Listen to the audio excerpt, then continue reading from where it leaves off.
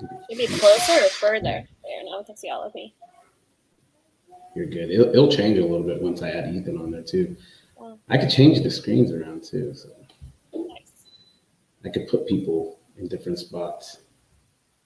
It's fancy. I haven't really played around with this system too much, so.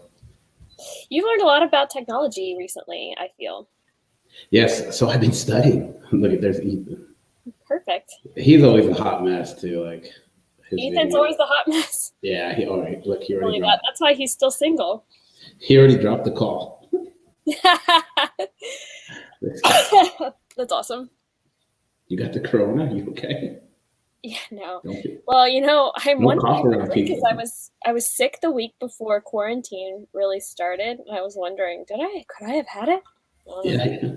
My symptoms were mild. I don't think I did because I had they say it's a dry cough and I had a productive cough, whatever that means. Yeah, it sounds less important. Look at Ethan. He's waiting in the. Oh, Adam. Oh, there you are. Hi, Ethan. Long time. No see. Mm-hmm. Danielle, say hi. Well, I have seen you virtually. Hi, Danielle. She's always on the couch, man. With the blanket. I can't remember if I actually met Danielle or if I just know her from the internet. Probably just. I don't think we've ever met. She's a lot cooler on the internet. Doesn't Danielle teach or do something like that? Mm-hmm. I teach at UK. Oh, okay. Yeah, I used to teach at U of L. Would you like to join us, Danielle?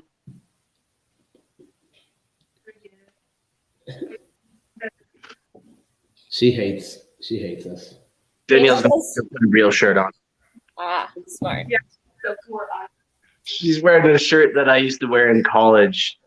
It's a Archer shirt, and it says the Whore Island Ocelots lacrosse team. Oh my god. Cool. What shirt you got on, Ethan? Oh, Justin Court. Pura Vida. Pura Vida. Justin Court's I just saw him down at the JT Torres seminar at Derby City. I know. I wanted to go to that so bad. I'm glad somebody got invited to it. As good as you thought it was going to be.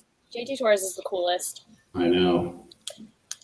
Just the knee cuts, but I was like, oh, these details are awesome. I mean, I love it.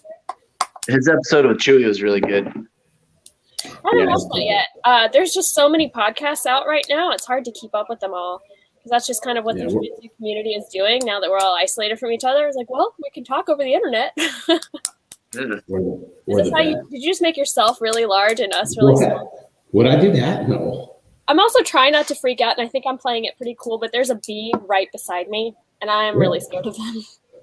Well, you're outside. What do you expect? So if you see me bolt, you see me run, that's why. That'll make good video. What do you guys like? You like this one? Do you like this one? What do you like best? I think this one's good. No, I don't like being that big. I don't like being bigger than you guys. What about this one? Well, I'm always bigger than everybody, so I'm used to it. All right, what's up, Panda Cook? We can do this one. This one's good. You can see my incense burning in the background. And Ethan's like the foundation holding us all up. Yeah, he's the glue. Yeah. All right, I'm gonna start recording. Let's get this going. All right, guys, welcome back to Open Mat Chat. This is episode 42. We have a doctor in the house here, Michelle Day. How are you? I'm good. I'm coming to you from my porch. Hold on, I'm gonna make you see the trees instead of my dirty railings. But yeah, I'm doing good. Very rested. Yeah. So you've been out of, I guess, school, right? You're teaching. Mm-hmm. So you're teaching online. Well, not even this week. This week was spring break. Oh, so you got a little break? Yeah, a break from my break, it feels like. I mean, I've been teaching online, but it just doesn't feel quite the same when you're doing it from your couch in your pajamas Right. Do while you use Netflix is Zoom? playing. Do you what? While Netflix is playing. Do you just like make your Welcome, Danielle. do you, do you just like make your lesson plans and post online, or do you guys use Zoom too? Yeah, I'm going to try and do more live stuff just because I think the students are really craving that human interaction, Right. especially with each other. It's a very small school that I teach at, and so they're used to being around all the same people all day, every day, and they're really close, and so they're really missing each other. But yeah, I've just been posting lessons. We use Google Classroom, just another Google platform, and I post a presentation on Google Drive every day that has the lesson, and here's the assignments you have to do. I can always tell who didn't read the lesson and just tried to do the assignment without reading the lesson. So it's been an adjustment. Yeah. Most of my students are doing great with it. Some of them feel really overwhelmed by not having that face-to-face interaction where you can explain things to them. Right. And I've gotten a few frantic phone calls of them saying, I don't understand the assignment. And then they'll Hello?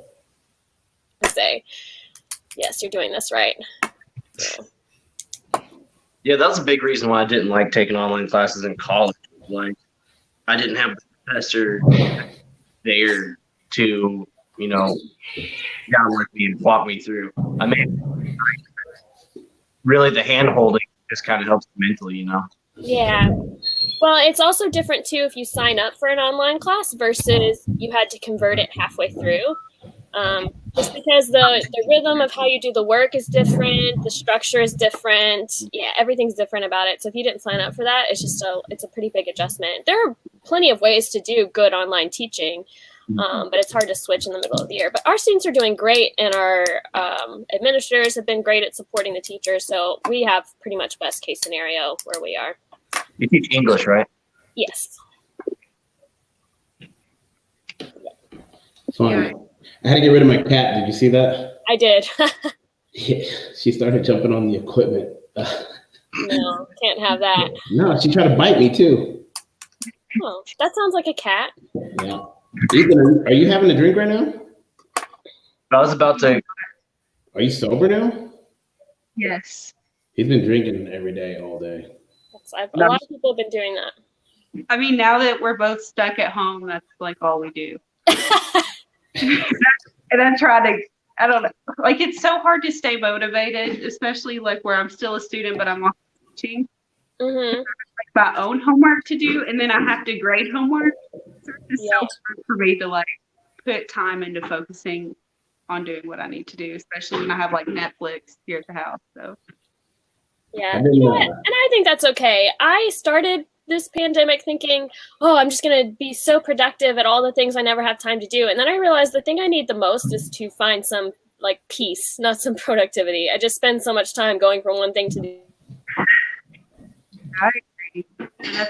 That's like the hardest thing. And even my like supervisor is like, you have to not be so productive. Like just relax. But my inner person's freaking out because I'm like, oh my gosh, I want to get on, but it's not possible.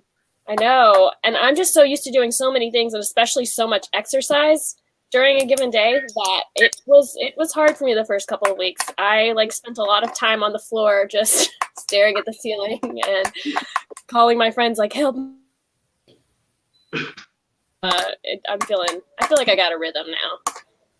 Yeah, I noticed that a lot with which I don't pay attention too much to it because I'm home all day with my girls, and then in the evenings I'm at the gym. So I'm home a lot. So I see these people freaking out, and they don't know what to do with themselves. And some people, that actually, do suffer from like anxiety and I guess depression. It's kind of hitting them a little bit more. And I keep seeing people like, hey, if you're feeling this way, message me. And, I'm really bad at that because I don't see that because I don't know. I'm never sad, so it's hard for me to see that. And so I'm starting to feel bad because I see people like really, really suffering from it, I guess more now. Or maybe they're open more. I know Danielle suffers from some of that kind of stuff, huh? I do, but like this is the perfect thing for me because my anxiety stops me from going out. So it's good that now I get to stay home. Like it's perfect. Maybe it's not good. Yeah, no, that's totally. I mean, it is really messing with a lot of people's normal coping mechanisms, which I can speak to because I'm a person who deals with my anxiety by doing and going, and by getting this intense exercise, and by being around people and connecting with them. And that connection too is one way that especially people with depression manage their symptoms, is by developing a sense of community, and you have people you can talk to and feel loved and supported by. And then now that just looks different, and I think a lot of people have to relearn the ways that they cope because of that. But yeah, I think that makes sense. But it's been good for me because I just realized how much, distraction is an illusion. You don't get rid of the source issues, you just kind of distract yourself from how you are not dealing with your stress in a healthy way. So it's ultimately been good for me, I think. But yeah, I've noticed a lot of people struggling too. Yeah, I was thinking about this afternoon. I have to go out to my brother's farm and just build a fence with them. And that day and the next day, I just felt so good because I was able to just turn my brain off and just think about being outside in the sun, getting sunburnt, slinging around some lumber, and be able to forget about everything, you know, the stress of the world and all whatnot. But now that we don't quite have the gym and the weight room and the interaction with the people, you're not able to stress, because my office is now just right next to my bed. So it's like work is constantly there in my face. I can't go outside and the world's going to shit and I'm not able to shut the brain off. I've been running and that's about it. And you know me, my pace is slow, so it takes me a long time. And I guess that's my piece, that's the only time my mind really kind of slows down, I think, just because I don't know if I'm just so focused on running because I suck at running that I'm like, all right, make sure I don't trip. Don't hurt my knees. I got to remember to breathe right. And so I guess that's my meditation for the day. But other than that, everything else is the same besides getting my rolls in at noon with Sandro and then being at the gym from 4 to 9. The daytime stuff with all the kids, that's normal for me. I see some parents that have kids, they're like, oh my God, like, this is why I chose to send them to school. I'm not right. This is why I'm not homeschooling. Yeah, they're like, I don't want to be a stay-at-home mom. This is horrible. And I'm just sitting back laughing. When you have kids, it's actually a blessing. Yeah. Plus, I raise savages. They just wrestle each other. They do look like a fun bunch. Looks like they're probably giving you some good rolls over there. Yeah, we're still getting rolls in. We're staying busy. I'm not. Make your sister roll. No, she won't. I've tried many times. It's not happening. She won't just lay there and put a gi on? No, I do have that, which is kind of helpful for some stuff, but it just doesn't have enough weight to be the leverage I need for some stuff too. But I've figured out some drills that I think are helping me. I told you I downloaded that John Donaher solo drills thing from BJJ Fanatics, and that's been good. And then I added in some that they taught us at the gym, especially some of Nathan's wrestling footwork drills. And so I'll do like an hour and a half to 2 hours of that, just trying to perfect the movement. Because if I can't roll with precision by the time we get out of this is my goal. Yeah. And just tons of conditioning, which I'm getting bored with. This is why I do jujitsu and don't just like go to some other fitness class. But it's good. I feel like I'm getting stronger and better in the meantime, so it's good. I would say the hardest thing for a lot of people is that self-motivation, because it's hard to just come off the couch and be like, you know what, I'm going to pause this show and get a workout in real quick. When you pay for a gym membership and you have a gym membership, you're there like, okay, I got to go to the gym. Like getting out of the house and going somewhere, like mentally you're already, okay, I'm prepared. I'm going to the gym, going to get my workout. I'm going to go to jujitsu, going to get hard rounds in. But at home, it's your choice. You're like, oh, okay, I'll train myself at at noon, and then noon comes. Maybe I'll train at 3, and the next thing you know, it's dark outside. Oh, I don't want to train when it's dark outside. I don't want to train when it's dark outside. It happens though. It's so easy. It's so much easier. It is. Yeah. And especially since we don't have competitions for the next 6 months, so you get nothing to even work out, you know? I've been so looking forward to my first purple belt competition too. I'm not going to get to do that, so that was a real bummer. Right. Yeah, we had a few lined up. Yeah, it's going to be fun though. Hopefully people will feel more enthusiastic and grateful for the experience by the time we get back into it. And hopefully people will be less injured, and I don't know. That kind of stuff will be good, I think. Yeah, I think so. I think it's, in a way, it's going to be nice, a nice little reset for everything, for the community, for the world, for jiu-jitsu. Definitely has the potential to be, I think, for sure. Little reset button. It's not gonna be too bad, but financially, for a lot of people that sucks. A lot of people, yeah.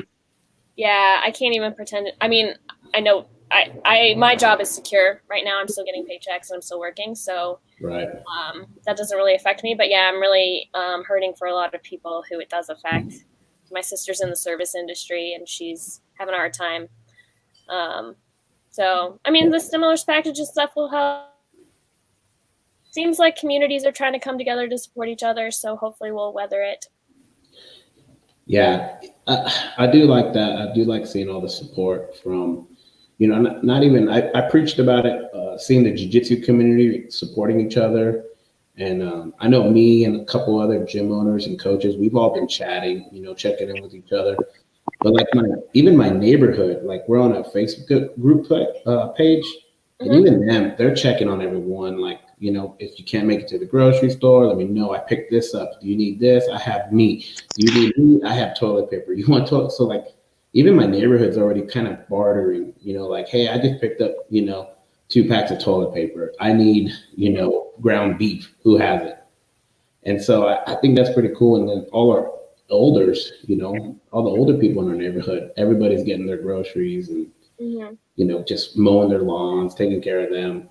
And I think that's pretty awesome. Like, it's sad that like you didn't really hear or anything was pushed like that before this happened. Yeah. Why does it take the apocalypse for people to come together? Yeah, and that's what I'm saying. Like, jiu-jitsu people, we've always been like that.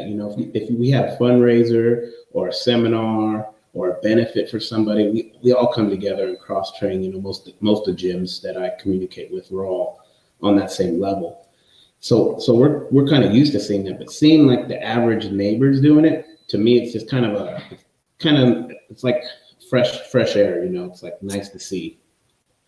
Nice. Yeah, I mean, it really forces you to reprioritize. I mean, something like this completely changes your life, and so you have to find new ways of being and doing things, and yeah, so I think that's what helps.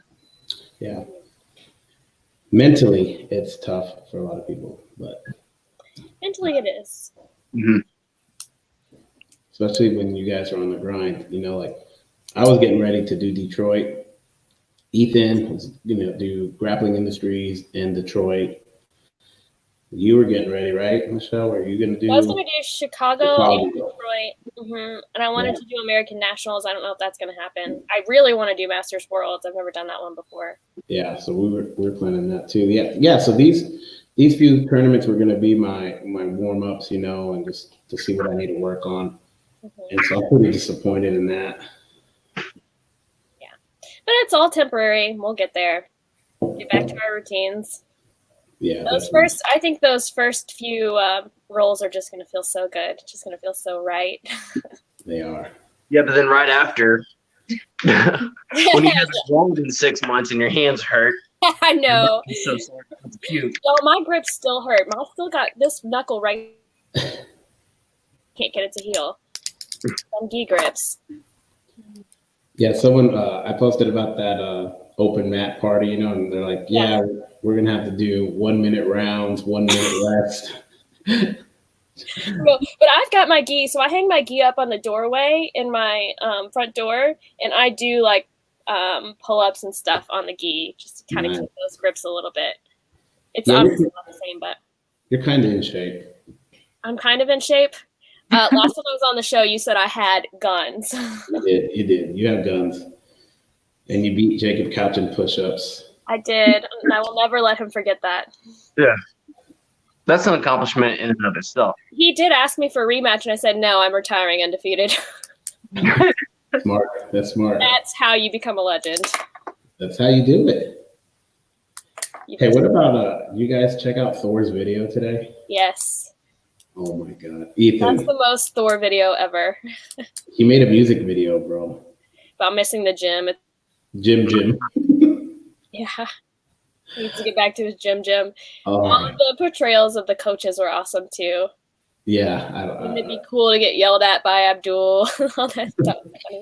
Wouldn't it be great to get magic stepped by Nate? It was awesome. That's so funny. Yeah, I shared it. I had to share it. Man. That brightened up my day today. Well, we all feel that way. Yeah. And that sense of community is one of the things that makes, I think, draws sort of trauma or mental illness, because community and connection is such a huge part of recovery. And so it's great to see that like extending beyond when we're not actually physically together. Mm-hmm. Yeah, I mean, this in the long run, this is gonna bring a lot of people together, and hopefully more of the jiu-jitsu community, will be more open to cross-train and come to open mats and stuff. Yeah, I still haven't been able to come down there. I really want to train with your ladies team. Yeah. Come beat up Danielle. Yeah, Danielle. Come. Danielle needs it. He needs a good whooping. Ethan's kind of scared of me. He won't. I ain't scared of nothing. Yeah, right. Maybe you should be. Yeah. He's scared. He is. Except for Nathan. He's a pretty scary guy. Ethan, it's okay. I'm better than you. So I will go to the grave. I will go to the grave, never admitting that. one day I will legitimately tap you. You might be crippled and in a wheelchair, but it will happen. And you're just going to have to... Probably in my sleep. And you're going to have to deal with that. No, he's going to do what I did and retire undefeated, Danielle. See, Dr. Day, they're about to break up. We're about to witness it right now. Whoa. I thought Ethan was single. That's my roommate. Oh, yeah. That was just his platonic roommate. Yeah. Very platonic. Mm-hmm. It's all for the camera. It's clout. Mm-hmm. For the gram. It's for the gram. It's just for the gram. It's how we make all this money on this podcast. Or I make money. How do you make money? Probably like taking bets on it. Yeah, probably. I would never bet on a relationship. So I hear the thing now is people are still on their dating apps and stuff, but doing video dates for like 20 or 30 minutes instead of going places, which is a very 21st century thing. I mean, come on. I mean, Michelle, I could add another video caller on here. Another video call? If you have a special person in mind. No, I don't. We're going to start the dating, Is it time for Dadam's dating advice? Yeah. Okay, what you got? Just mingle. Swipe right. Keep swiping. Which way is right? Is right Everything's good? right. Swipe right on Yes, swipe right is accept. Swipe right. Everybody. And get at least 20 lined up and do an hour video chat with them. And With each one? No, put them all together and have like a virtual bachelor. I'm going to say that's a safer... Oh, that's a fantastic idea, Danielle. Yes. All right. I'm going to... Oh, man. Doctor's computer. She That's froze. Did I freeze? Yeah. Yeah. Am I back? Yeah. You're back. I'm going to say that swipe right on everybody idea is probably safer for the men on the app than the women on the app. Yes, definitely. So probably not going to do that. Yeah, that'd be scary, actually. But I like Danielle's virtual bachelor idea. What a fantastic thing that would be. Use like 20 of them and hold a Zoom session with all of them. And I don't know how you would do it though. They got to impress you with the old dating shows from the 70s. Yeah, but those like they had them separated so you couldn't see their face, so you couldn't be biased. But even still, you can. You can't see how tall he is. He could say he's 6 feet tall, but men lie about their height. 5'5". Like, Men lie about their height constantly. Yeah. Constantly. Like you're. How tall are you, Ethan? 5'9". He's lying. I'm at least 5'9".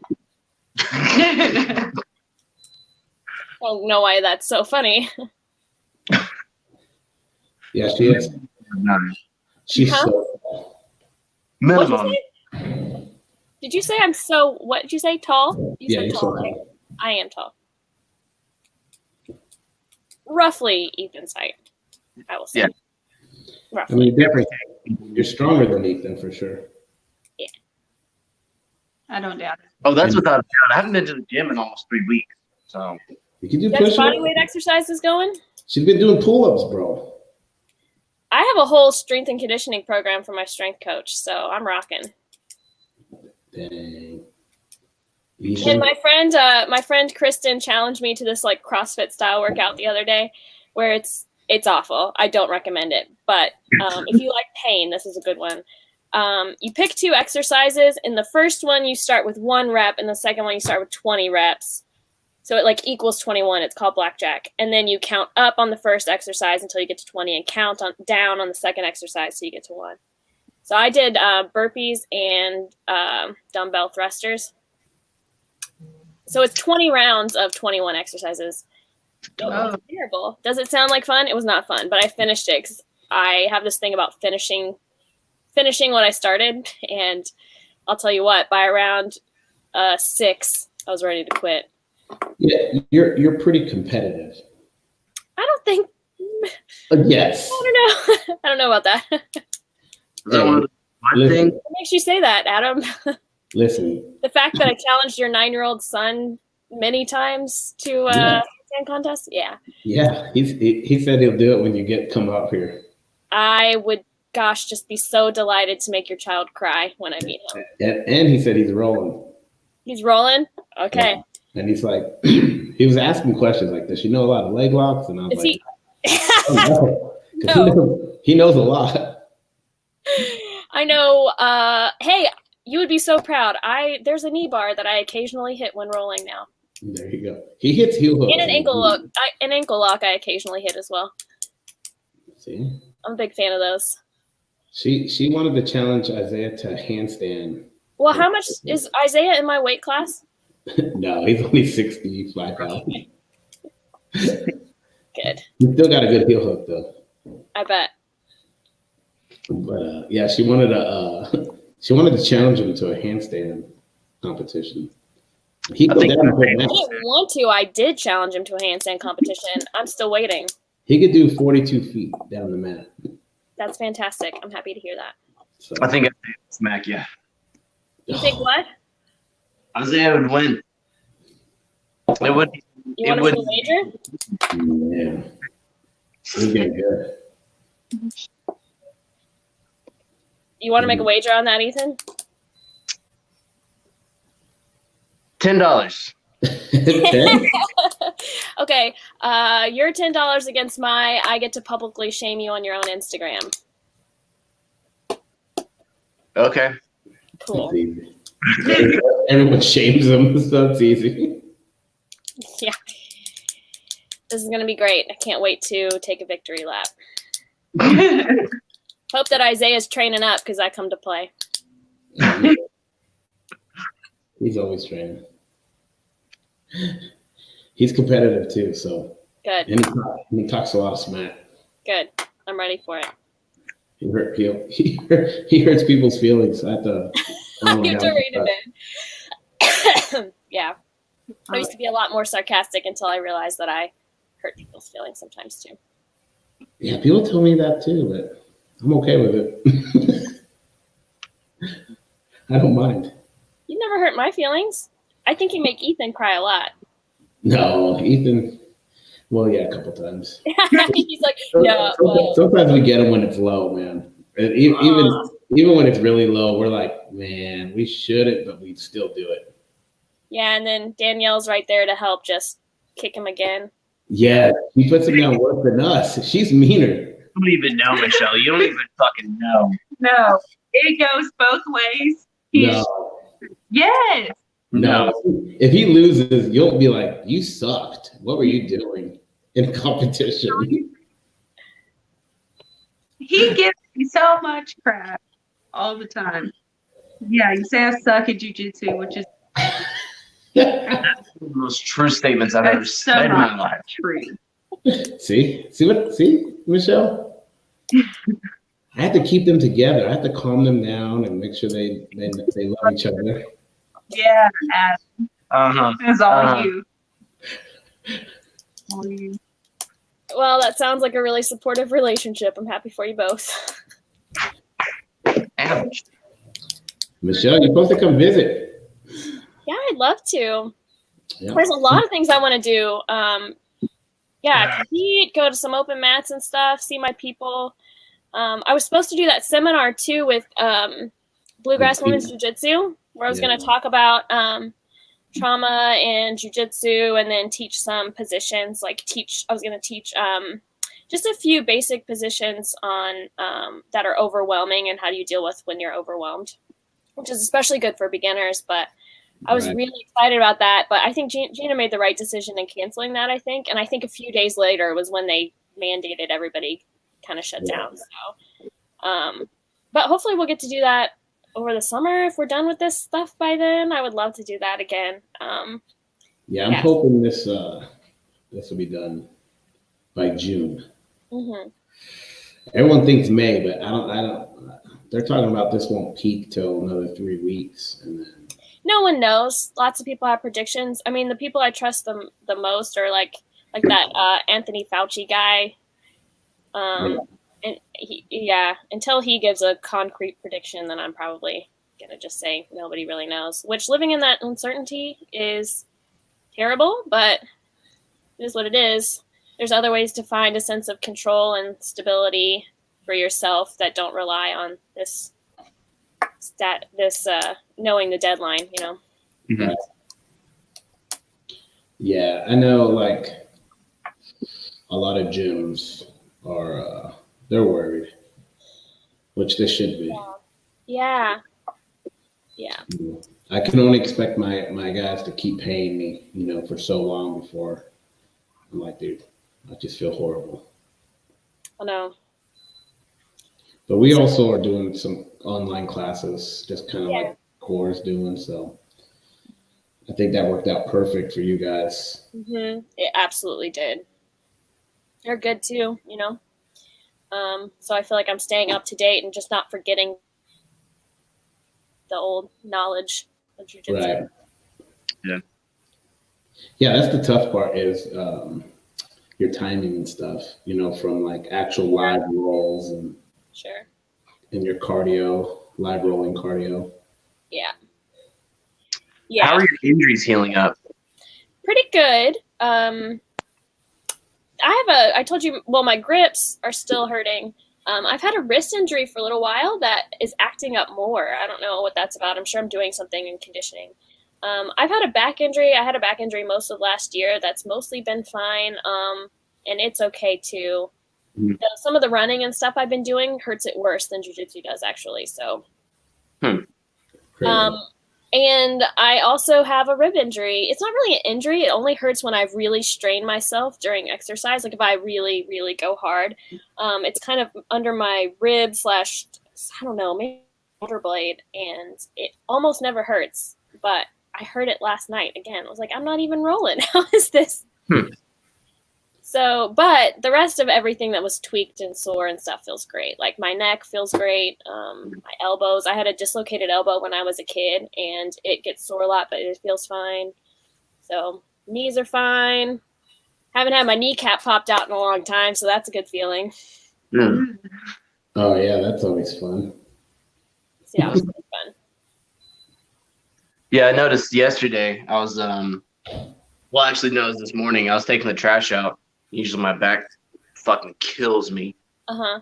But bending over, picking up that trash, I was like, I can Oh. move now. It doesn't quite This is hurt what the it's like to same. have a Yeah, this is what it's like to feel body. normal. Yeah. That's a good point. You know, usually if I've been sitting down or laying down for a long time, I have to stand up kind of slowly because my hips and my back need a second to recover. But I'm getting out. I'm just getting straight up, just ready to go with enthusiasm. Feeling great. 26 it's supposed to feel like. Yeah, right. This is how I'm supposed to walk around all the time. I Yeah. hate it. How do you people do this? You know, and I feel like I take pretty good care of my injuries too, but even I still feel a major difference for sure. Alcohol helps. Alcohol helps. You know what? I did ask one time because for a long time when I couldn't figure out what was wrong with my back, the only thing that brought me any sort of relief was if I had like 2 glasses of wine, it would be my back would feel better and that would last for until the next time I trained. And I asked somebody and he said, well, it was numbing the nerves, and that effect was just lasting for a while. See, perfect. Yeah. That's what he Trying to recreate that with other things that aren't sugary alcohol. But you're waiting for a wine delivery right now. It's been delivered. Oh, it got there, huh? It did. I didn't even see you get it. I have an assistant. Yes. Oh. She was, I don't know if you noticed me looking over here. She was like quietly passing me notes that she couldn't be heard on the podcast. And she just like slid it to me. That was funny. So she delivered your wine. She did. What are you drinking? I like this brand's called Meomi, Meomi. It's just delicious. I made the wife some mimosas today. Mm. Yeah, fancy. Gotta get your vitamin C, you know? How's the wife been spending her days? You know, delicious bourbon. Chilling, just hanging out with the girls. She's loving it. Uh-huh. You know, but they're on spring break too. So, you know, she's been helping Isaiah with his homeschooling. Mm-hmm. And then also in with her kiddos and stuff like that. Hey, weren't you reading that book on mindfulness? Are you still reading that? What'd you say? Weren't you reading a book on mindfulness or something? Are you still reading that? Yes. How's that going? It's going good. I'm really enjoying reading. Like, I never thought that would happen. Mm-hmm. But it just... Did you learn something you can share with the podcast people? My problem with reading was always that my mind will start thinking of so many other things that I just don't even know what I just read. And I was like that all my whole life. Like, that's why I sucked. I hated school. I just didn't like to read so what I have to do is just I do it early in the morning before everyone's awake. Mm-hmm. And it's just kind of before I get my day started, I guess, mentally. I just start reading and I'm good to go. But other than that, like, I never gave it a try. And I figured with this time off, I want to go ahead and try to do some different stuff. So I've been doing that, and then I've been studying like how to do all these podcasting stuff, and I ordered some new parts that way I could do this broadcast like this. So like right now I'm live on, I can be live on all kinds of things. I think I'm live on YouTube also, on my YouTube channel right now as we're doing this. And then I'm also recording it onto our mixer for the Spotify and iTunes and all that stuff. And then I wanted to figure out this video thing so I could have Guest and Ethan and everybody still in here like we would be if we had the studio open. So hopefully things get back to normal. Well, that sounds productive. It is productive. I mean, somewhat. I could be doing this stuff all the time. That's what, it took something like this for me to actually start doing it. Yeah. Where are you ordering these parts from? Me? A company like BH something. Like off Amazon or directly from their website? It's direct from their website. Amazon didn't have it. Yeah, Amazon's been shutting down the delivery for pretty much everything. Yeah, this is like a audio studio. It's a huge store, but it's online. It's in New York, so they still shipped it and everything. I got lucky. Yeah, you look really professional there. I still think you need some kind of background adjustment. And so this system here, I could get a green screen, and I could do different backgrounds. Yeah. Cool.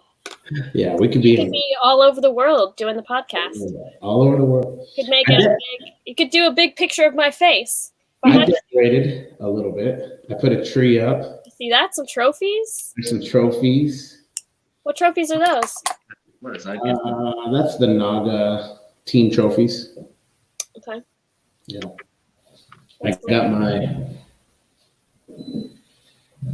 my Blessed Mary. Okay. Keep us safe. Yeah. That's cool. Speaking of Mary, You getting married? No. Wow, congratulations. I just looking at this book over here. I am reading my first Buddhist book. It's very interesting. It's called Shambhala, The Sacred Path of the Warrior, and it's all about living like a warrior, but not like unbridled aggression or like a propensity for. So not warrior? No, it's about braveness, like being brave, and how real bravery requires compassion too. And he's like, the cowards are the ones that are always fighting everybody and always at war with themselves and each other. But I don't know. I always thought of Buddhists as just straight pacifists. So I was like, oh, Buddhist book on warriorship. Let's see what this is about. But it's really interesting. And actually, Rolando and I have talked about this concept a lot. We've talked about how people think the training that we do is like barbaric, which parts of it are, especially when you get into MMA. But he was just talking about how like when you train a lot and you are clear on the skills that you have and you know how to protect yourself and whatever, you just aren't so quick to. He's like, I'm just not as quick to violence because I have that confidence and I've trained that fear instinct. I've reprogrammed that fear instinct, and I can really say that I'm a peaceful person when I have the capacity for violence, but I choose something else versus I just have no other option. And it's true. We've had that conversation a lot, and I really appreciate that perspective. And that's kind of what he's saying in this Buddhist book from 1984 too. Yeah, that's a very true statement for someone like him, and people that have been in martial arts for a long time. Mm-hmm. But you also already pick out who you would destroy first in a room. Ask him. I guarantee he has. I guarantee he's prepared. He's like, okay, if this dude comes at me, boom, sure. taking him out, taking this out. But preparedness is not the same thing as looking for a fight or walking around like you're a badass and you can beat up everybody in this room and feeling all macho about it. It's that's what I'm saying. Like your mind is just so relaxed because you're like, all right, yeah, I'll take that guy out first. This would be my exit. For the record, I don't walk into a party and think that, but probably. It must be a guy thing because pretty much every martial artist friend of mine does that. Mm-hmm. Right. I will say I do pay attention to like escape routes and things like that a little bit more. And if I see a big group of people by my car, I'll take the long way around and stuff. So I have become more attentive to safety because of that. Right. But and when I'm vulnerable, and I don't leave my window rolled down at the drive-thru anymore and roll it up, So I am more attentive, but I'm not like walking around thinking I could take that guy. Because I'm contrary to what I've said earlier in this podcast, very small. I play fun. So. You're fierce. You're strong. Thank you. I'm going to challenge him. He tries to attack me. I'm going to challenge him to a push-up contest. Like, think you got this?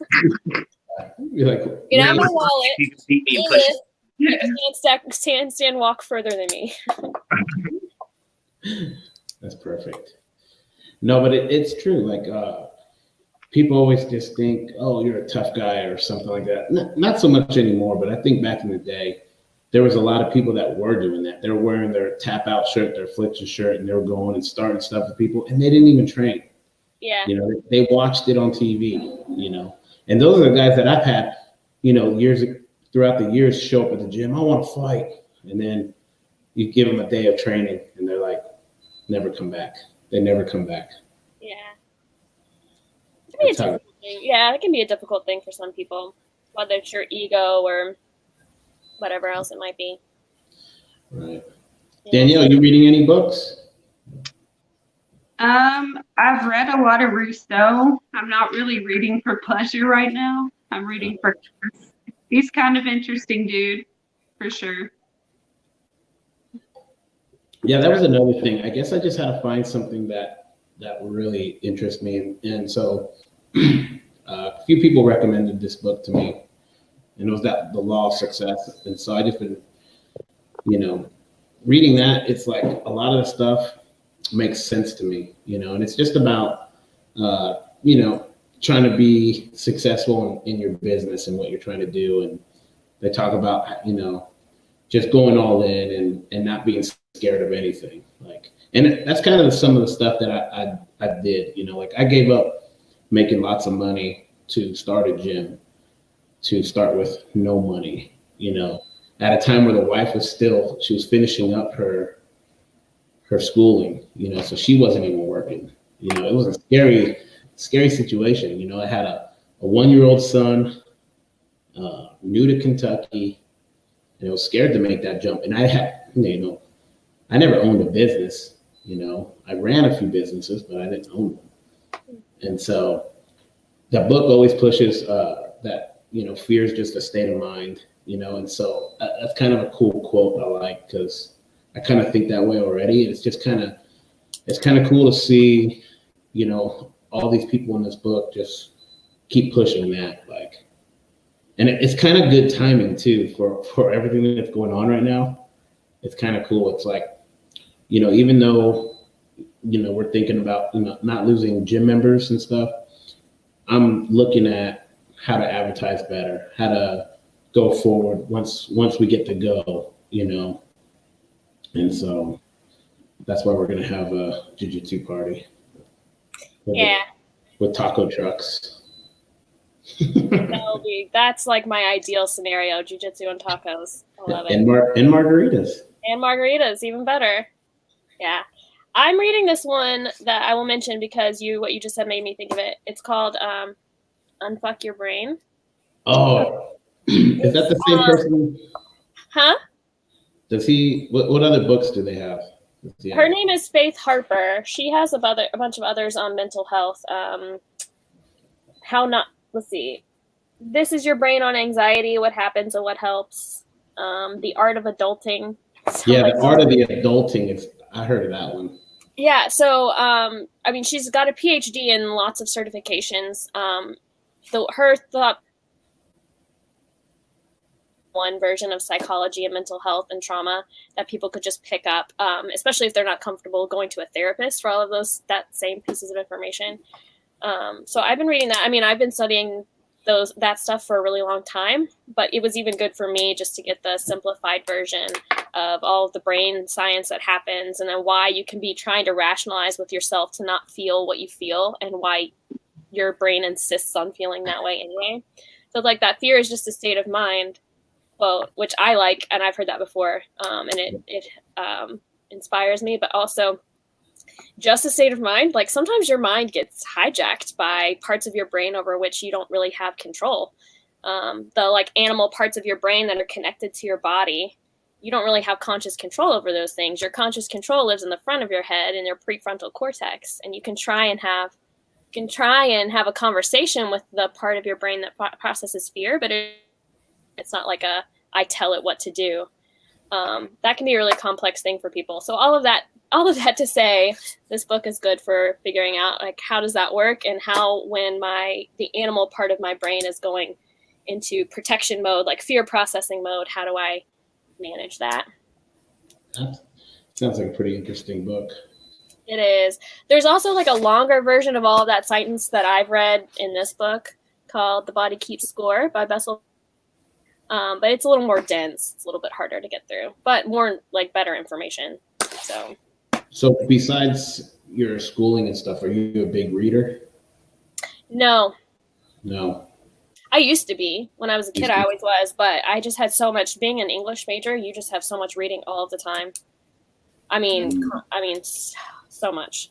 Especially when you get into grad school too. I mean, professors would assign work knowing there's no way you could read through all of that, and then you have to write a paper about it too. So that kind of killed a lot of my joy of reading. But whenever I need to know something, if there's something I'm really interested in, then I'll find a good book and be really fascinated by it and get through it kind of quickly. Mm-hmm. Yeah, because people keep telling me, "Oh, you need to, read 2 or 3 books while you're trying to read, one." I'm like, dude, I can't do that right now. Yeah, like, I'm just gonna concentrate on this one book before I can go there. I usually have a stack of like one book that's useful, like useful information that I want to learn something about, one book that's a piece of literature, one that's a piece of crap, but that I just want to enjoy reading, and so I'll just like go to that stack, and if I'm in the mood to read, I've got all my moods covered in that stack. Like a young adult novel, and then yeah, like that. Or I have this cartoon drawing book by this girl talking about her like mishaps with dating and stuff, and it's hilarious. She's done really crazy stuff that makes me feel better, and so that's on the stack right now. But yeah. Ethan, you read? I don't usually actually physically read the books. I usually listen to audiobooks. But the past couple of weeks, I've been mostly trying to follow all the updates with like medical experts and seeking out all the knowledge I can, making sure I stay up to date with all the apocalyptic bullshit going down. So I haven't really been even seeking out. Does that make you feel good to listen to all that stuff? Makes me, I feel more mentally prepared. Gotcha. Like, okay, so it's going to peak here at the end of April, and then everything should be going downhill into May. So I can more plan out everything going on. Like my job is logistics, so like I'm able to further plan out. Just bring my job more into lifetime and see when it's going to go on. So that's pretty much just what I've been doing. I haven't really been fucking around with books. Mm-hmm. I've been staying away from all the news stuff. I have to. I don't care. I've been watching the podcast. Just tell me when I can go back to the gym. That's all I want to know. Joe Rogan has a few doctors on there, and then Brandon Schaub's what is that? The Fighter and the Kid. Mm-hmm.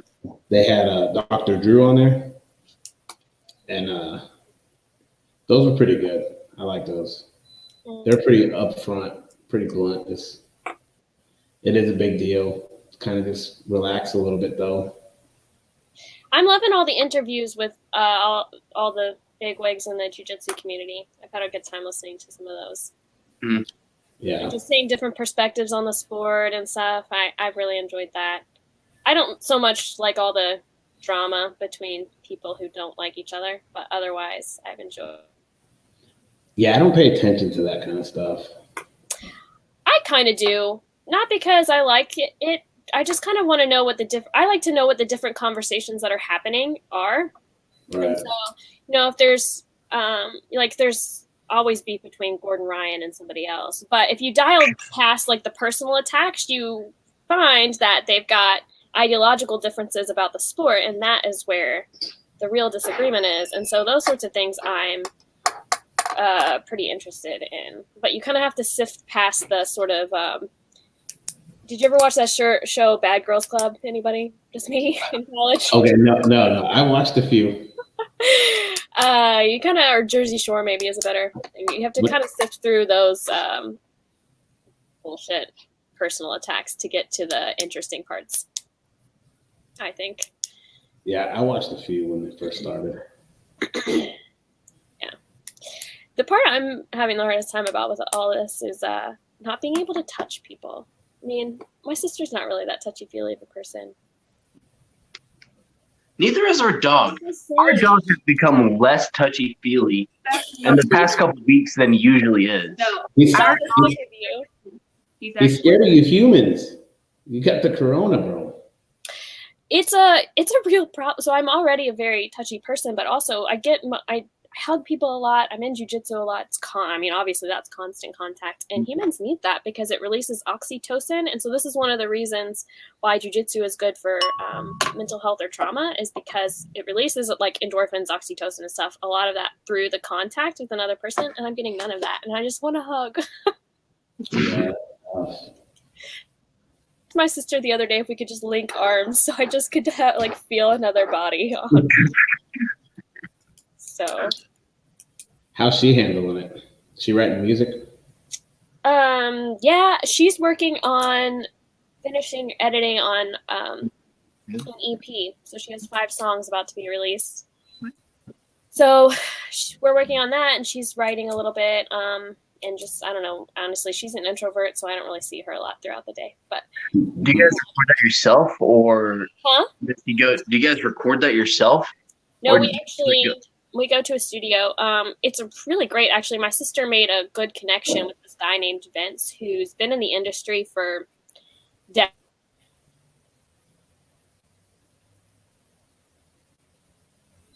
I forget who else. He does a lot of work on movies and stuff. Are we still there? Can you still hear me? Yeah. Okay. now we can. Yeah, he's done a lot of work on movies and stuff. I mean, he's got studios in LA and Nashville, and he has this one cabin in Taylorsville, Kentucky, that is where he recorded with the Dixie Chicks and James Taylor. And my sister just got connected with him through a friend of hers, and they really liked her and liked her music. And he said it's been such a long time since he's been able to work with musicians who are kind of up and coming, or really musicians who are like indie musicians at all, just because the industry's gone. He's done more work with movies and things like that. So he gave her, all that to say, he gave her real cheap production. And it's fantastic. I mean, it's the best we could have asked for. So I've peed in the same toilet as James Taylor, just so Awesome. Yeah, that's pretty cool. So we'll be working on that. And we're actually, 2 of her songs got accepted for the film, which means my name's going to be in a movie credit. And we're working on another cover. It's called, oh my gosh. It's a man's name and it starts with a B. I'll have to look it up. It's Bruno. Brian. No. What is his name? I could text her, but she has my phone. Brett. Okay, so it's an indie film. It's about a photographer. I know the director. I know the director's name, and I don't even know. Kurt. It doesn't start with a B. My bad. You're so close. K-U-R-T. I don't know if I was allowed to say that, but I'm pretty sure it's okay. So, I mean, 1 million people see this, so you're gonna be in trouble. I know. Kurt is the name of the film. You know who's in it is. Wait, let me make sure this is public before I say it. I think it is. I don't know if there's rules. Nobody told me what I was and wasn't allowed to Danielle, Jenny wants to see Harry. Matthew Lawrence. Matthew Lawrence from Boy Meets World. He's in it. What's his character in Boy Meets World? He's Sean's brother. Oh, okay. That's pretty dope. I know Matthew Lawrence. Yeah. Yeah, he's in a few other movies. So that's exciting. So she's working on that. Should call her over. That's pretty cool. She could talk about it. Have you seen my sister before? I don't think I have. Yeah, she's I guess twins. let me see if she's nearby. Hey, Violet. Jetty wanted to see Harry. Oh. No. We've had many people ask us if we're twins. But she's 5'9" and has blue hair. So no, we don't look anything alike. Just stick your head in here real quick. I was telling them about the EP and stuff.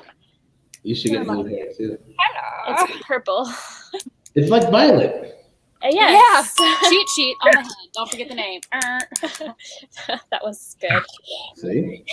That's Adam and Ethan. I just told them all about. Hello. I told them about Kurt and having. I Yeah. plugged it for you. How cool am I?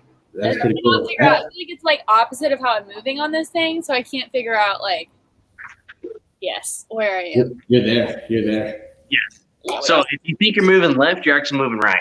Yeah, like I'm going towards myself when I move. It's very confusing. Use me as a reference point. Okay. Yeah. I do. Yes. You can slap her. You're close enough. I'm not the violent one. She is, huh? Maybe you all can talk her into letting me drill with her some jujitsu now. No, not gonna happen. Yeah. though. No, I don't see So that. look, your sister's going to go even more crazy if she doesn't choke somebody. Yeah. Wait. Well, it's not gonna be me. She, I've always That's said neighbor as tribute. I'm. You love your sister, right? You just Yeah. gotta. It's something you gotta do. It's just you gotta. I will talk a neighbor into it. you can't trust the neighbors. You I can't know. trust the neighbors. They might have Yeah, corona. that's why she's got to choke him out. They might have corona. If both you guys don't have corona, so then if she goes to a neighbor that has corona, then you know she has to go to the other house and quarantine with the neighbor. I feel like there's an answer like right here for me. But I'm gonna have to take time with it instead. That's a no. I'm just not gonna have No. it. No. But did you tell him about your little thing you got in there? the thing with the gi on it? Oh no, training dummy. Yeah, Adam taught me how to make that. Oh yeah.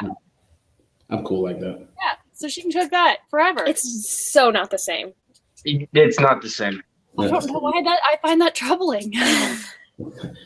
It is. There's something You about. can't see the life going out of someone's eyes. Why won't you die? Good. No, they're not resisting. Oh. Anyway, okay. Well, Am I thanks for done? coming. Yes, I'm watching murder mysteries, so I gotta go. Awesome. Thank you for letting that cameo happen. Isn't that what you Hey, this is for all you guys, Danielle too. I'm buying a guitar so I could teach myself how to play the guitar. It's awesome. My Yeah, sister could probably give you some virtual lessons. I know. That's what I'm thinking here. Danielle, do you Danielle knows how to play the guitar. She's played the guitar twice since we've been together for the past 4 years. Is she still good? What's your point, Ethan? Ooh. She never plays the guitar. She I don't even know if she told says me I've seen her play it twice, and it's like 4 chords at a time. she told me she used to play What for is her your ex. point? She used Why to are you play trying to for take her this ex away all the from me? time. Ethan? What? I believe that Danielle plays a mean guitar. I've never she- seen her play. She used to play for her ex all the time, she said. Definitely. She But- serenaded him. You know what? I've been in quarantine this whole time. I haven't played the piano once. Not once. Why not? You could get on live like this. I could set it up. I could set up a concert between you and your sister. Oh, that would actually be fun. We've actually got some covers that we're working on too, so people might actually know the songs. We might be able to do that. Next time we just go on Facebook Live. Yeah, that'd be fun, actually. She would love that. And then we her into jujitsu. Do you know what it's like to live with a person? Who doesn't want to do jujitsu? I haven't rolled in 26 days, y'all. 26 days. Jesus Christ. And there's just this person walking around, and her arms just look so. You just want to attack her? Just want to just double leg her, just blast double right into the couch. I haven't lived with somebody that doesn't train jiu-jitsu in 5 years. Oh, Wow. dang, Danielle. I could not imagine being in your situation. 26 days. Yeah, Jeez. that's But I'm getting really good at shrimping, y'all. she's so good at shrimping. Well, John Donaher has many types of shrimping that he talks about. There's the power shrimp and there's the sliding shrimp. And so I'm stringing those together. Oh, and the reverse shrimp. So I've been doing all of those in sequence. How's the reverse shrimp go? What's my first shrimp? I'm You're not gonna sure that have to turn your camera to the floor to show us. I might be able to show you. Hold on. Yeah, cool porch. Let's see here. Okay. I'm sure this is weird for the people at home. I don't know if you can see. So reverse shrimp. Hey, this is kind of working. Okay. So if shrimping goes this way, Right. reverse shrimping is pulling so you would take this foot right here. Right. And kind of pulling yourself forward. Oh yeah, you go forward. Yeah. A butt scoot. Which you would use if you're trying to regard like from north or like if someone's passing, you might and you need to get your hips to turn that way really fast, then you would. Right. Okay. I do know. What's the other one? Huh? The power shrimp. So, okay, so just a little demo today. Good.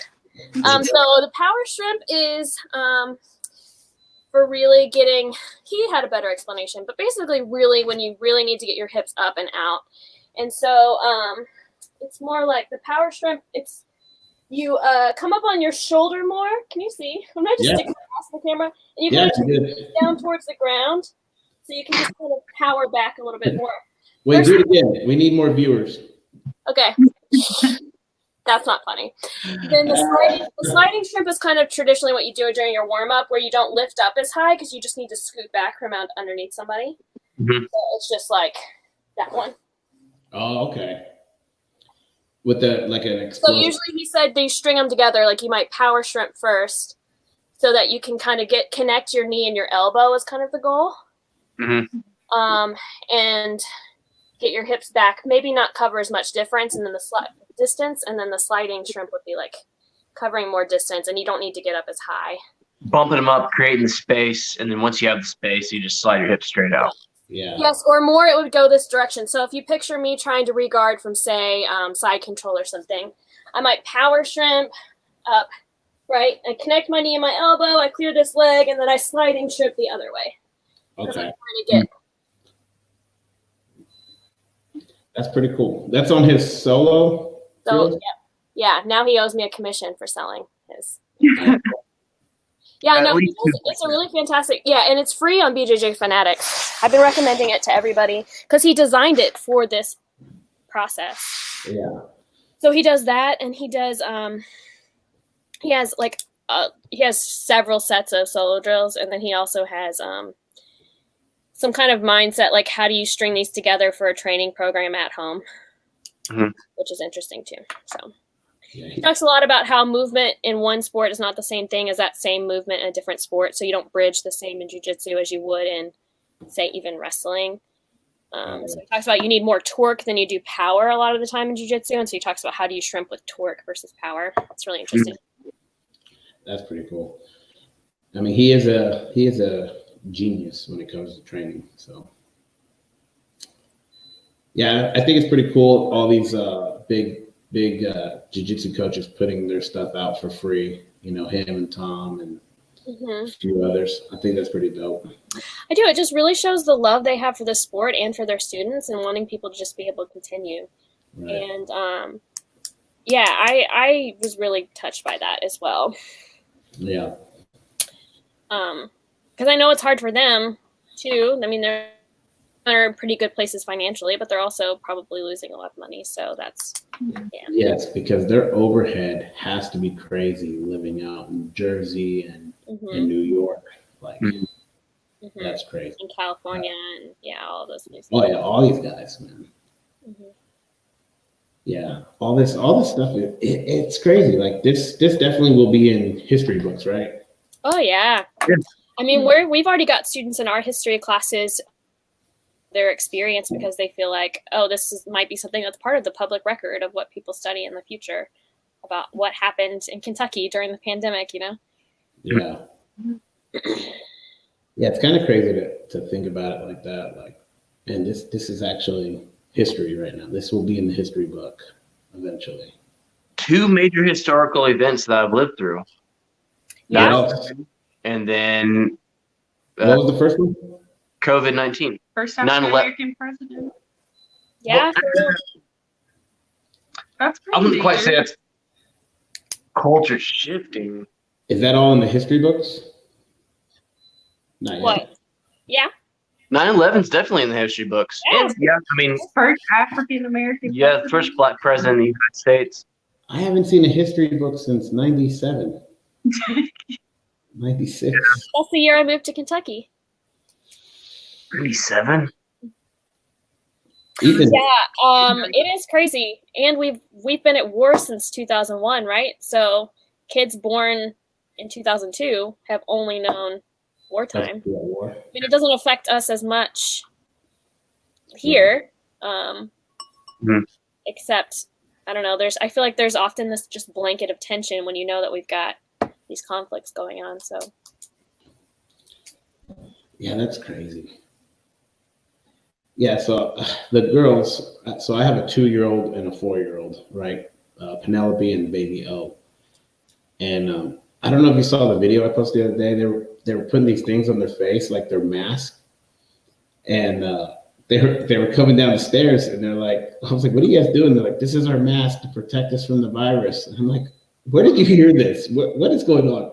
And they said Bubby told us about it. So Isaiah, he's upstairs, and he told the girls about it and how they have to wear a mask to protect themselves. So they're pretending to wear these plastic cups around their face to protect themselves from the virus. And I made a video of it because it's just funny because they're innocent. They don't know anything. yeah. And it was just funny. They were like, I'm protecting myself from the virus. But you are aware of those major things more than people give kids credit for. I mean, Yeah. even babies, not to take it even more depressing, but even babies whose mothers were abused while they were pregnant sometimes will be born with their fingernails digging into their hands because they may not have known what was going on, but they have basically a memory of that stress. So I didn't know that. That's so sad. Too, which is even worse because it's at an age where your brain is not fully developed and you're still trying to figure out your map of the world and how do I feel safe and who do I trust and how do I feel powerful and all of these things, and that gets disrupted. And often that's why kids think they're to blame for traumatic events too, because their world is about them, right? They're still developing their consciousness. So something bad happens, they're like, it must have been me. And sometimes you have to spend a long time unlearning that feeling. Trust versus mistrust stage. Huh? The trust versus mistrust stage. Yeah. Right about 2 years old. I don't know a lot about that, but that sounds familiar. Yeah, my girls and my kids, period. Like, I don't think they've never witnessed grown-ups fighting, Like, me and Jackie, we don't get in fights or nothing. Like, but they do watch. The only time that they really like to sit down and watch a show is when there's something good going on, like violence, like Vikings or something. They just sit there. Oh my God. They just sit there and they just watch. But they're 2 and 4, and they know, they're like, that's pretend blood, right, Daddy? They're asking. Oh wow, that's such a smart question. And so I said, yes, baby, that's all pretend, And so Peanut spilled ketchup all over her leg outside the other day, and her and Mom came running in to try to scare me, like, look, Peanut cut her leg. Like, my daughters think that's funny to like try to scare me with blood, like, because it's pretend blood. And so of course I was like, oh my God, But it's funny, like, they're just 2 and 4, and they're already kind of they know that, and they think it's funny, and like they try to play jokes. They have sense of humor. Like, it's funny, and it's crazy that they're 2 and 4. Like Isaiah, he's 11, and he grew up in the gym, as a baby. He's always had all these brothers, Ethan, all these guys that they've lived with us, so he's grown up knowing these guys. They're his brothers or his uncles, And sometimes when him and his buddies start playing, and to me, I'm just like, oh my God, you guys are acting so childish. And I just forget that, like, they're kids. They're acting their age. They're acting how other kids usually act, because they're usually so grown, talking about jujitsu and new moves and tournaments they're doing, And so when I see them act silly, it kind of clicks in my head, like, oh yeah, they're at that age. They're kids. They're goofy. they're silly. They're not going to make sense, you know? And so sometimes I have to sit back and be like, oh yeah, he's a kid. Like he just acts so grown. Mm-hmm. So it's funny going, you know, watching the 2-year-old, the 4-year-old, and 11-year-old, all their stages. And then, you know, the 4-year-old, I'm like, oh man, she's mature for her age already. Like she does stuff that's just crazy I wouldn't think of. And then my 2-year-old, she's doing the same thing. And I'm like, man, she's only 2. Like she's playing, you know, she thinks she has a sense of humor. She tries to play jokes or say something funny, you know, or make a fart noise when you walk by and like, oh, you farted. And it's like, and then I have to like, That's how you're raising her. yeah, there's some random people walking by and she goes, oh, they farted. And like, I don't even know these people. And they're just walking by, they're looking at us like, what the hell? Like, that's hilarious. When I was about that age, my mom doesn't like it when I tell this story, but when I was about that age, my dad, I had a like massive head. Okay. Like I'm pretty sure it's been this size my whole life. My parents called me a little precious moments doll. And my dad's nickname for me was Melonhead. So, he taught me to go around to people and say, hug. And I was cute. I mean, I had a big head, but I was like this blonde tan. She's way too far from a router, dude. I know. You gotta start over. You froze. Yeah. Okay. So he would teach me to go up to people and say, hug. And then when they leaned down to hug me, butt them in the head. So just... Yeah. Bonk's adventure. And he thought it was hilarious. Oh my God. Yeah, I've heard see a why few my mom stories. hates that story. I heard a few stories about your dad when we were in LA. He seems like a cool dude. He's awesome. He's hilarious. He's a little tamer now than in his young age, but he's funny. We're basically the same person. I'm just nicer. That's how I'd describe it. You can't get him to do jujitsu? No, he used to do a lot of that growing up. I think a lot of what? He did a lot of different martial arts. I can't remember all which ones. I know he did boxing. I think he did judo for a little while. I think he did like Kenpo karate. He did all sorts of stuff. But he doesn't have an interest in that right now. I think every guy in their 60s probably did boxing or some sort of karate. Right. Because of karate movies, and then because of Muhammad Ali, Joe Frazier. My dad is always, okay, Adam. All right, whatever. My dad's always telling me stories of when he was a little kid, like 11, 12 years old, idolizing, Joe Frazier because he's the guy that knocked out Muhammad Ali, the guy that knocked out the greatest of all time. So when he went to high school and college, he started training boxing, That was part of a big reason why I started getting martial arts too. But of course, every old guy is going to be boxing or some sort of karate. Yeah. Well, we've seen probably every kung fu movie there is to see. Back when Blockbuster was around, we were real familiar. In fact, we were so familiar. We went so often and got so many movies that we would bring them Taco Bell too. So you can imagine these teenagers working at Blockbuster hating their lives. And then we roll in and we're hilarious and very high energy and we're bringing like Taco Bell to everybody. Film scenes all over the place. And so we would go and we'd check out the movies and they'd be like, it's due back whenever you want to bring it back. But of course we watched like 10 movies a day if we could. So that was a good time. I remember Blockbuster. I used to love it. Poor Blockbuster. I've always grown up in the South or like rural. In like the only place in the North that I've grown up is Indiana, which that's basically the Alabama of the North. Yeah. Midwest.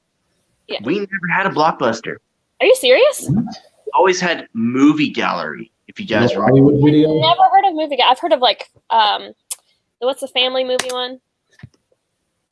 I don't know. We had Blockbuster. Family. We had Hollywood Video. Yes. Hollywood Video is another one we had in the South. But Movie Gallery is more of a regional thing, like a Southeast sort of thing. Family Video. That's what I was thinking of. Family Video? No. Never Family Video. Those are the ones that are like still around. What? Really? There's still movie rentals? Yeah, they apparently adapted fairly well, and they did things like attach themselves to pizza places, so you could get like pizza and a movie deal. Like Red Box, sort of. And they're I think they just I don't know enough about this to really say it, but I think they were intelligent about where they opened up new places and stuff. So yeah, they're still kicking. I know there's a Blockbuster in Alaska. Still going? Oh my God. I doubt they're doing any business, but I mean, if it's a like every 10 seconds, right in the middle of her saying something like important. I know. You're frozen, Michelle Day. Frozen bad this time. You think doctors would have better service in laptop?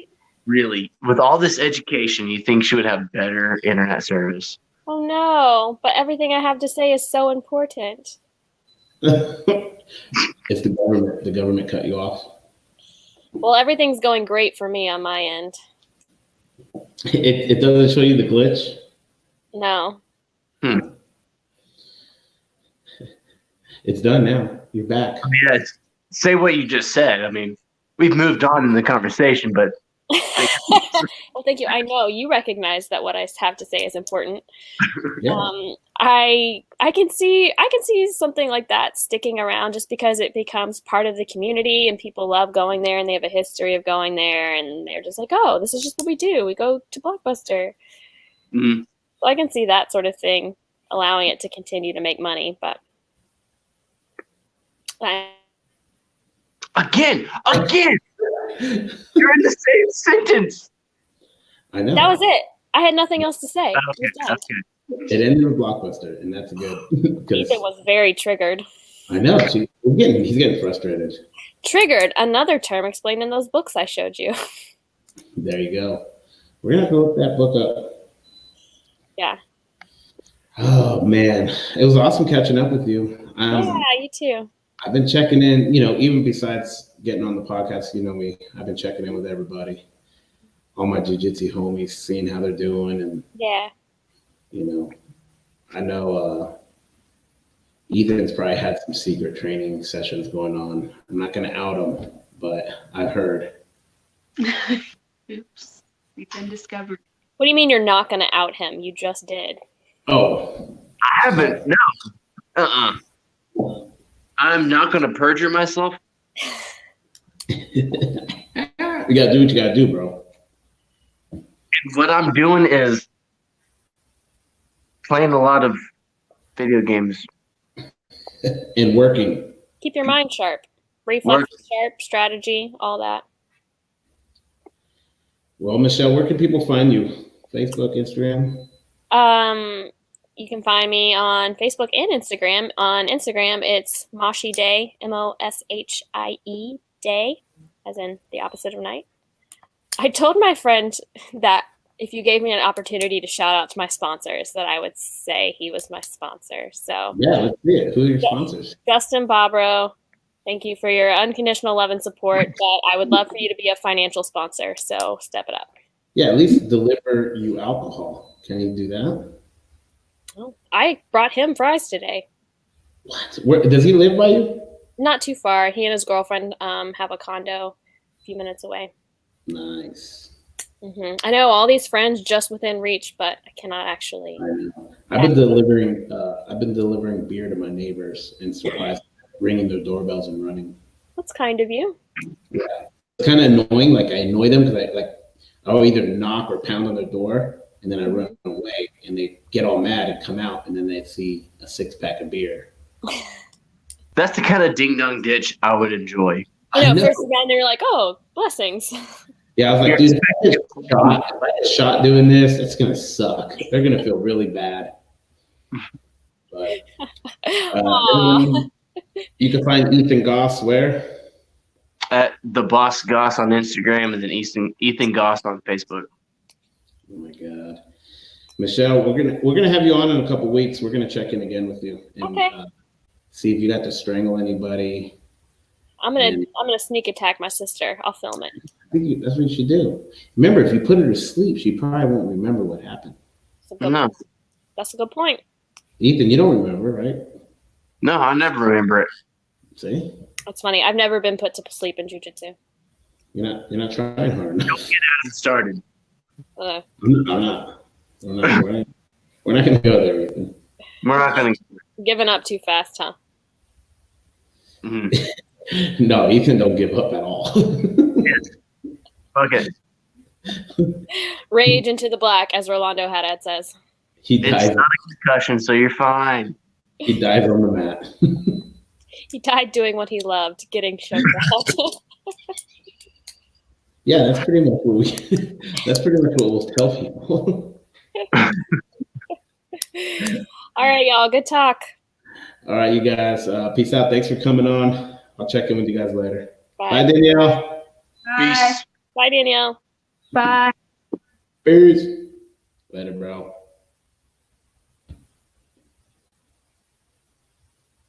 Deuces.